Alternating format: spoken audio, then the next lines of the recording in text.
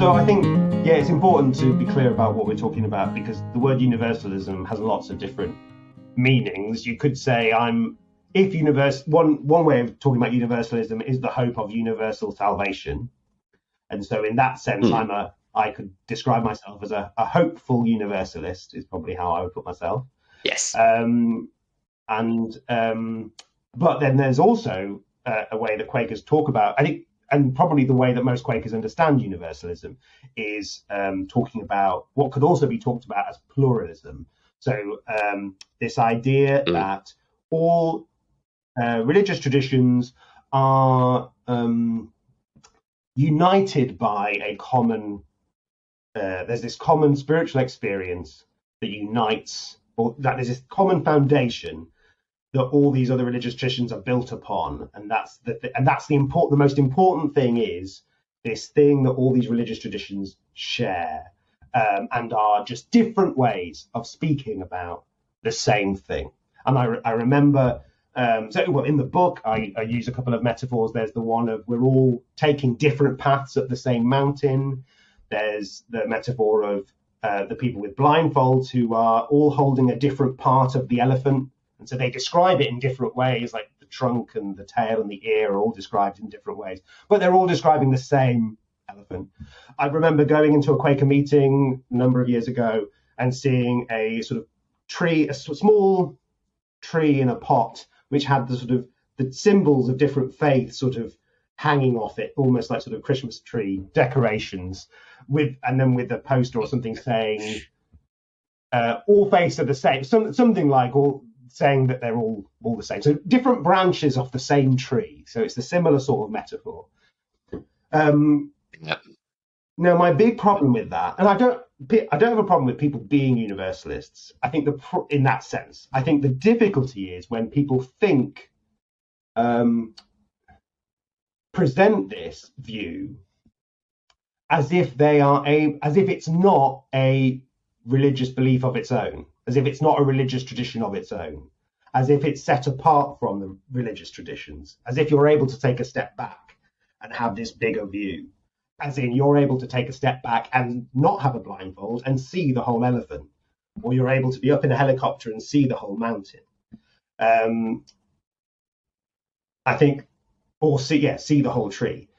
Whereas actually, you don't have none of us have that privileged position, and universalism, in that sort of pluralist sense, is a religious tradition like any other tradition. How do we know that there's this spiritual experience that everyone shares? I don't think how do we know that? And then there's other problems that come off that, because when you start to emphasize that as the most important thing, all the other aspects of different religious traditions lose their importance. And I've had that in talking with some Quakers about this sort of thing, like the cross in Christianity has been dismissed as being, well, one Quaker said to me it was a terribly parochial symbol, and I was like, the cross is a central, like, you take the cross out of Christianity, what?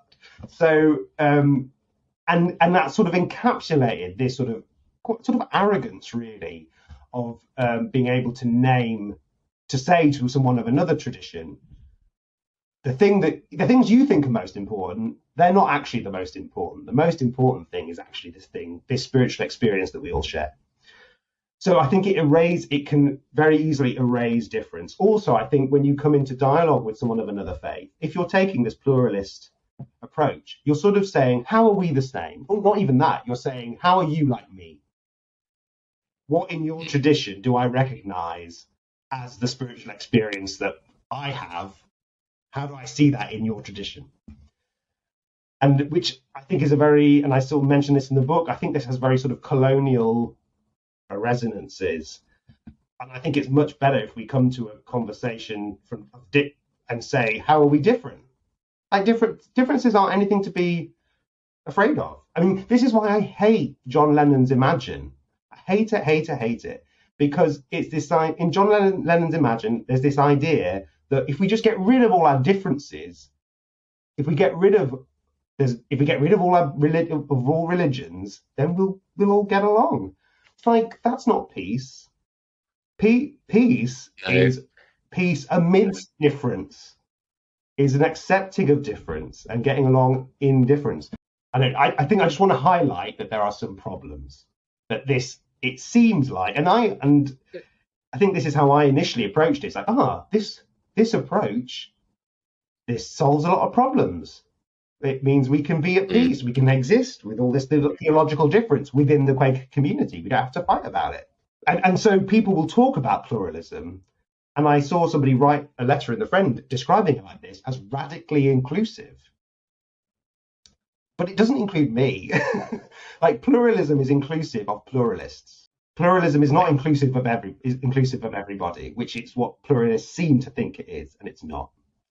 And talking certainly about inclusion in that sense, it's like, well, I don't understand how we can talk about radical inclusion in terms of spiritual, theological difference when we are a very homogenous community in so many other ways. Like, why aren't we, like, if we're going to talk about inclusion, let's talk about including disabled people. Let's talk about including people of color. Let's talk about including neurodiverse people. Let's not just feel good about ourselves because we all believe different things.